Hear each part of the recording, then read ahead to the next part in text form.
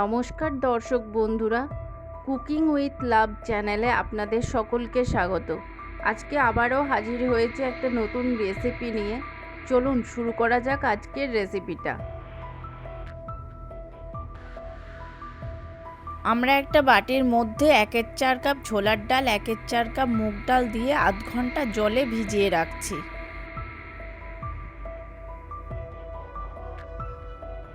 আমরা এখানে অন্যান্য উপকরণের মধ্যে নিয়েছি একটা টমেটো কুচি, 1/4 টিস্পুন রসুন কুচি এবং দুটো মিডিয়াম সাইজের পেঁয়াজকে কুচি করে নিয়েছি।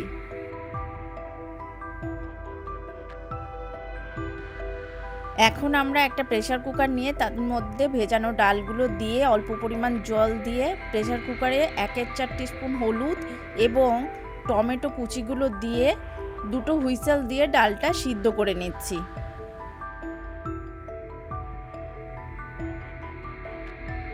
এখানে আমরা পালং শাকগুলো ছোট ছোট টুকরো করে কেটে নিয়েছি।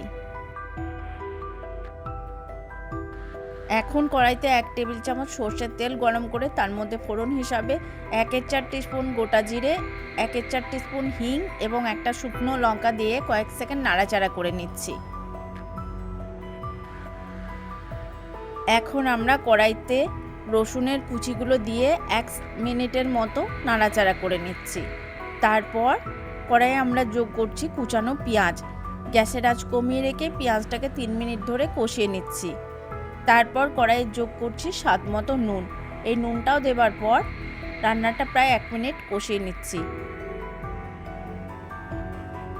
এখন কড়াইয়ে শুকনো মশলার মধ্যে যোগ করছি 1 টেবিল চামচ ধনের গুঁড়ো। গ্যাসের আঁচ কমিয়ে রেখে প্রায় 2 মিনিট ধরে কষিয়ে নিচ্ছি। তারপর কড়াইয়ে যোগ করছি কুচানো পালং শাক। গ্যাসের আঁচ আবারও কমিয়ে রেখে 4 মিনিট ধরে পালং শাকটাকে মশলা দিয়ে কষিয়ে নিচ্ছি।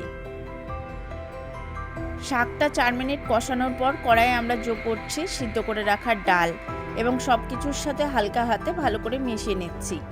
তারপর কড়াইয়ে যোগ করছি হাফ কাপ মতো জল এবং গ্যাসের আঁচ কমিয়ে রেখে প্রায় 3 মিনিট ধরে রান্নাটা করে নিচ্ছি। তাহলেই রেডি আমাদের আজকের রেসিপি পালং শাকের ডাল।